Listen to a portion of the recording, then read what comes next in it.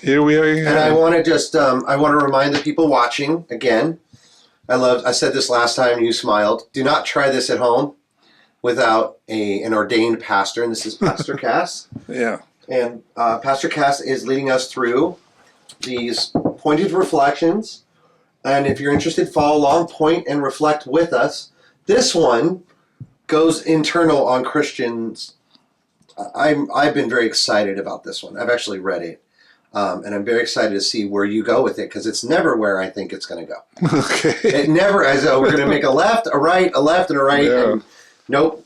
Well, Now I know to strap in. So here we go. Stir it up. Stir it April up. 21st, 1968, 1 year before the moon landing. yeah. And let's take a look and see how close it resonates to today. And stirred up could be taken in different ways. It can be. One is Stirring up trouble. stirred up trouble. Is that the intention of this one? Because he said, stir up the gift that is in you, says Paul in Okay. First Timothy, 2 Timothy chapter 1. Stir up the gift that is in you. I'm quoting, We're going to have to do a book of Timothy something or other. or That book is amazing. rekindle the gift, either depending on different. He says, for this reason, I remind you to stir up the gift or rekindle the gift of God that is within you. For God did not give us a spirit of cowardice, but rather a spirit of power, of love, and of self-discipline. I'm going to get into that this morning. Wow. The analogy is people drink coffee with sugar and without sugar, or tea. I drink it without sugar. Okay. But suppose I drink it with sugar. I put a spoonful of sugar in it, and it sits there. Okay. What happens to the coffee? It tastes better? No. Oh, no, it tastes exactly the same because it all went to the bottom. Okay, exactly. It's all at the bottom, hasn't been stirred up. So stir it up. Mix it up. Stir it up. So our faith, when we accept God's love in Christ, we are given a gift. And what happens to most people? It stays in there and says, wonderful, I have a gift. And they never share it.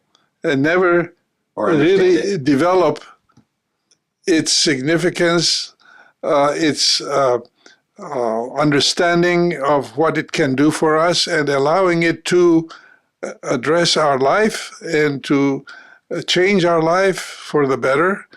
It doesn't happen.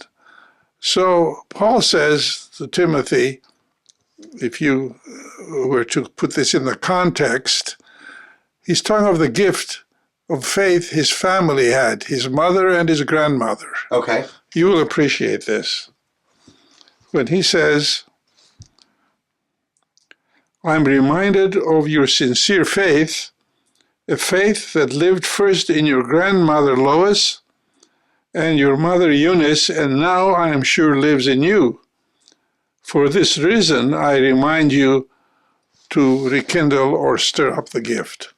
That's a beautiful statement. I had a mother who was a godly mother, Okay. and she had faith, and she often talked to me, tried to pass it on, and I think she did much of that. And his mother, Timothy's mother, was Jewish, Okay. and he received this tradition, faith, by way of the traditions of the faith. And It's much different when you have a Jewish mother yeah, versus a Jewish father. My Oh, dad yeah. was Jewish, so we did like the fun stuff. You know Yeah. what I mean? But when we went home, yeah, that kind of, we left it behind. yeah. His father was Greek, Okay. and his mother was Jewish. And Paul, when he met him, influenced him to receive Christ. So the gift of salvation, the gift of the gospel, the gift of grace was taken into his life. Good. He says, I know that faith that was passed on to you is in you now also. However, Timothy, you've got to do something. You can't just let it sit there. No, it can't put the light under the table. Yeah. It's got to sit up there for all to see. It's like Jesus said, you don't take a lamp and light it and put it under the bushel. You take it up, put it up so it'll enlighten the room. Everybody can see it. Yes, one of my favorite. Yeah. I can't wait till we get in the book of Timothy. It's just okay. It's amazing. One day we have to do it. Yeah, Timothy. My son is named Timothy, so. I actually have a relatable story that's very quick. Last night, the Lakers got shellacked, and I don't think we've used that. No, I didn't know. What was the score, by the way? 20, 30 points. Ooh. By whom? Giannis Antetokounmpo and his Milwaukee. His crew, and they had been thwarted the game before. Luka went for 45. He's doing one-legged fallback threes into the crowd. And the funny part was every time he scored, he went back to Giannis's newest brother, who's in the crowd. Looks very large, by the way. And they were having a conversation and enjoying. So in the midst of the beatdown, we were down by 20 the whole game, basically, except for the first quarter.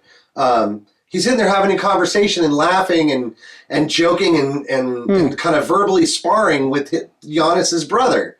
So, yes, I know I'm getting my butt kicked, but I'm going to stir it up. This is my gift, and I'm going to start shooting threes, and I'm going to let your brother know about it. So this is what I really like about Stir It Up. I wanted to make something relatable, and when my Lakers lose, I try not to read too much into it. But I thought it was very interesting.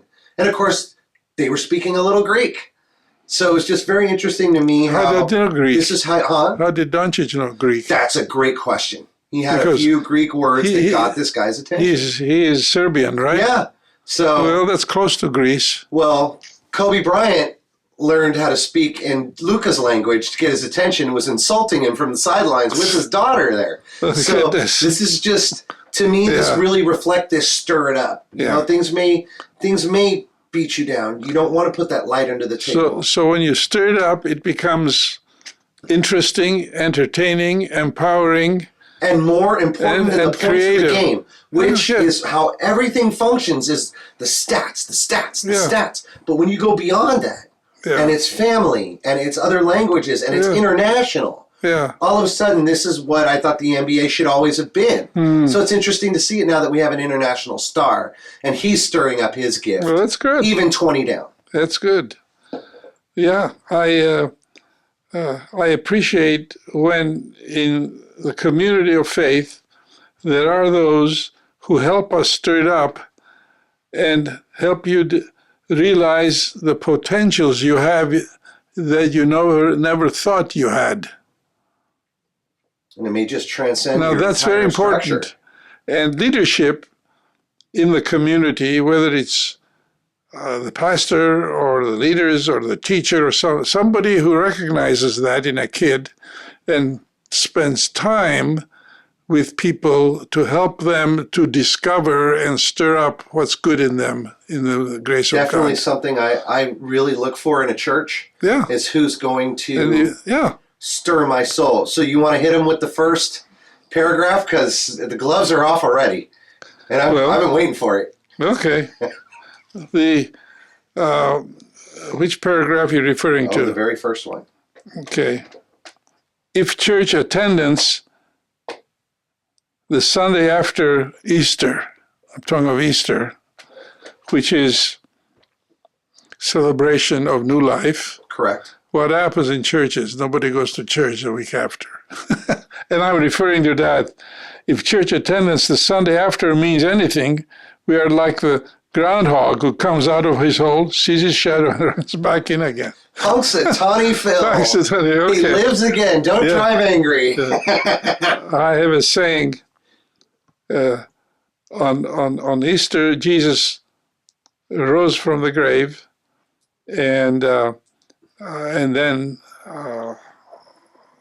his resurrection power. We go after Easter. We celebrate Easter, but then when we go back into the cave, we go back into the grave, instead of out of the grave, back into the grave. I, as a pastor, have learned that spending time with youth, especially one-on-one, is very important for them to discover their gift. And this may not even be just age youth. No, this could be spiritual youth as well. Well, in my first church, I had a number of young people, adolescent, college-age kids. And I know college time is a time where doubts arise and a lot of faith is lost. So I started at 6 o'clock in the morning for college students a Bible class. People laughed at me. Who's going to come 6 in the morning? I said, you go to 6 to 8, then you go to work or to school. Well, it was a great success. I had a dozen or more every week studying, and we read the book of Romans, studied the book of Romans, which we just did with our men's group. Yep, second week. And to this day, when I go to Fresno, I meet people who say those studies meant a lot to me.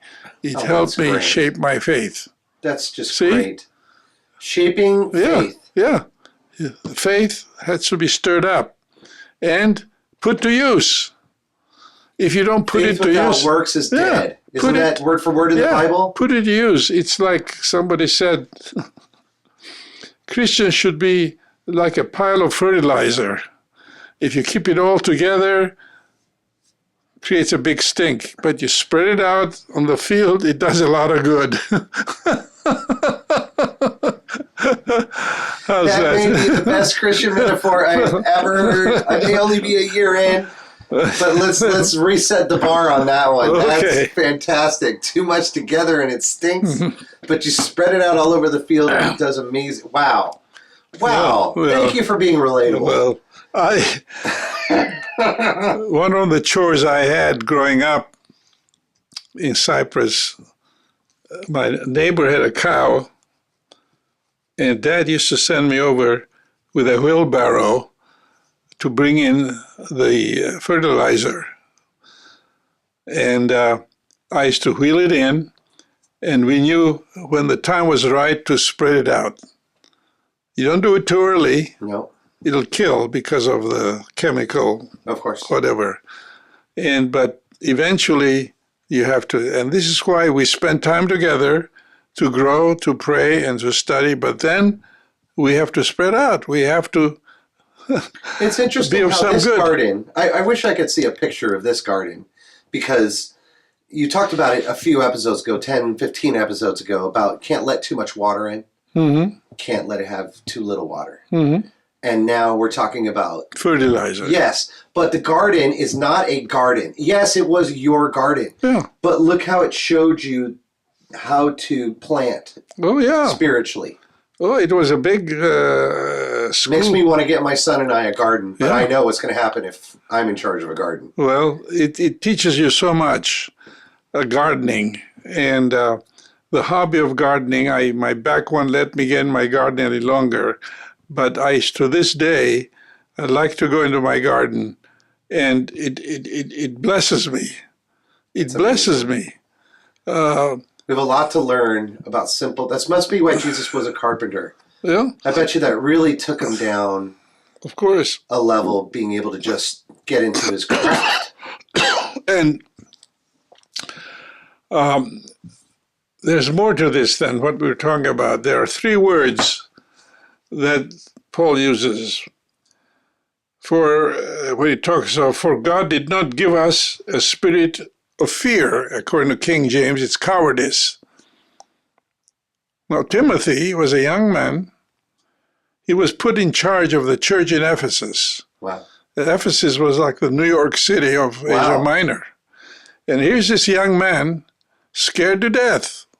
There's no seminary to go to first. Nope. So what am I going to do? Got one book. Okay. So he says, God get to work. Has not given you a spirit to be afraid or fear, but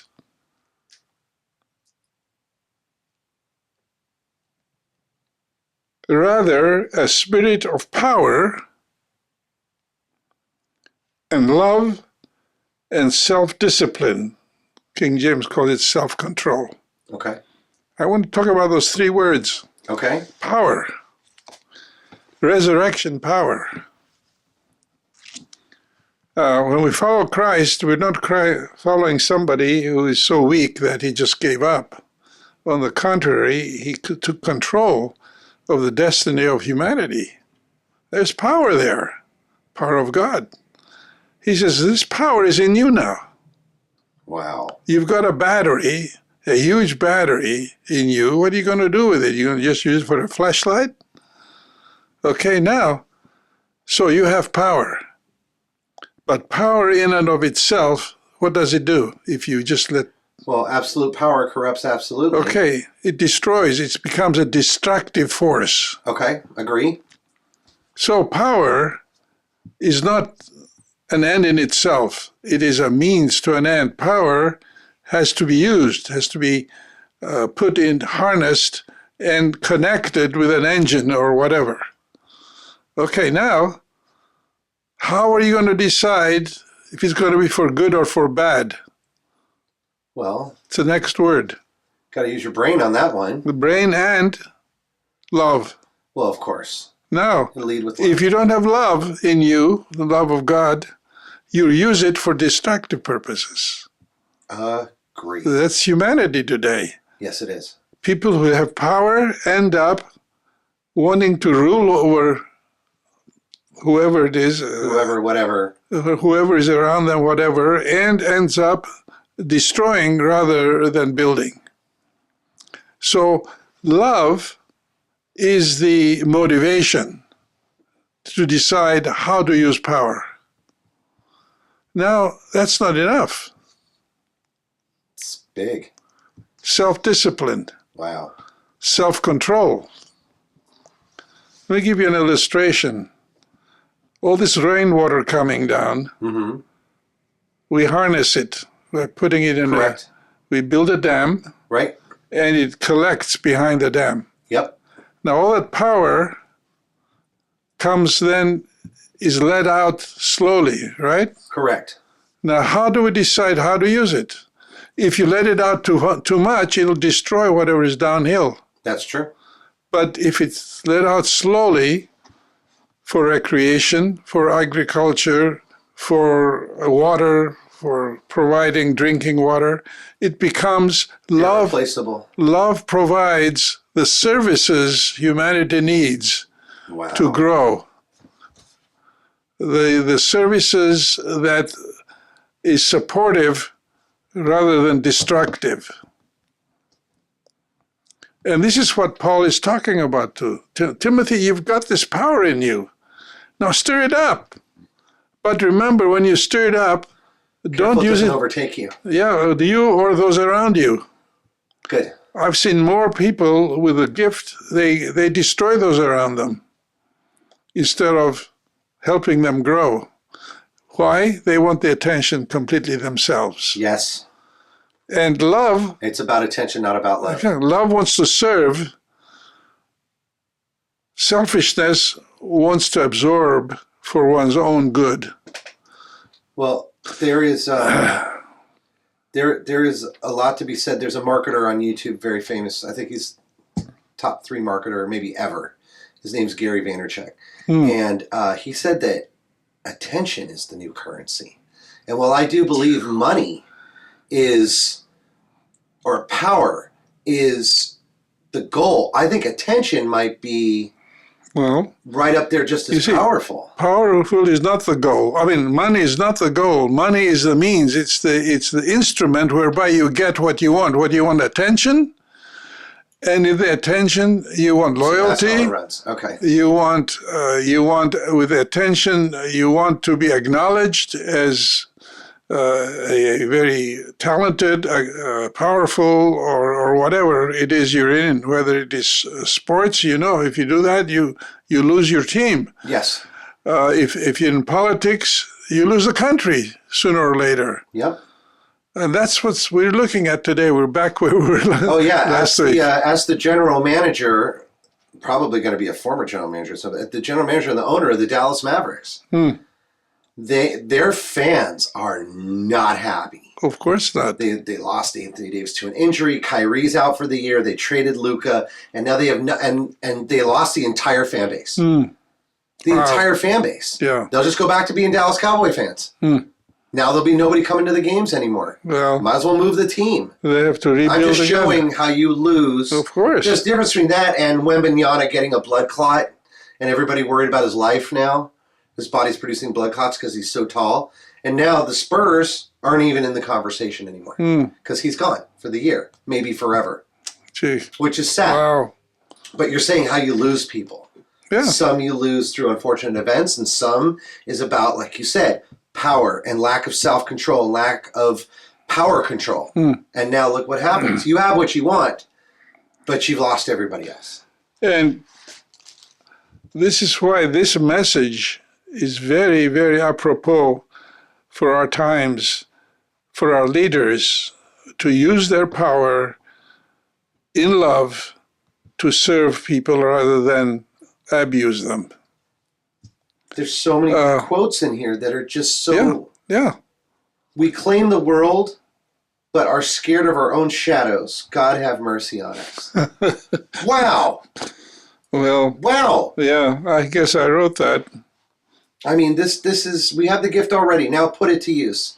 We have within us these divine energies, like you said, the battery, ready to be harnessed, but we're lethargic, helpless, and listless. What we have inside, inside of us is greater than anything that's outside of us, right? So, or anything that's in this world. Love. Why are we so afraid of using it?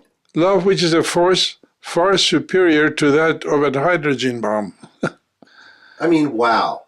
And under the discipline of self-control and sound thinking, it can and must be put to use.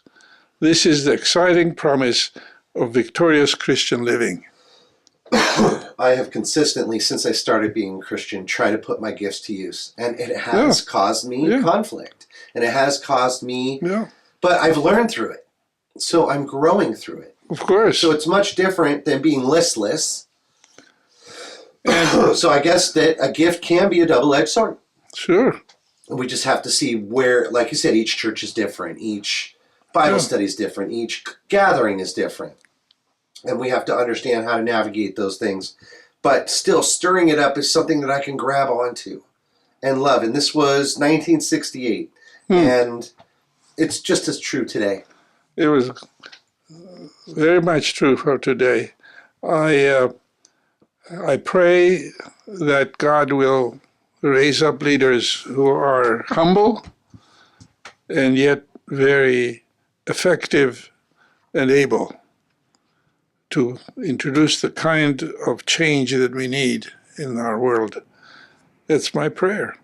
I think it's beautiful. Amen. Okay, brother.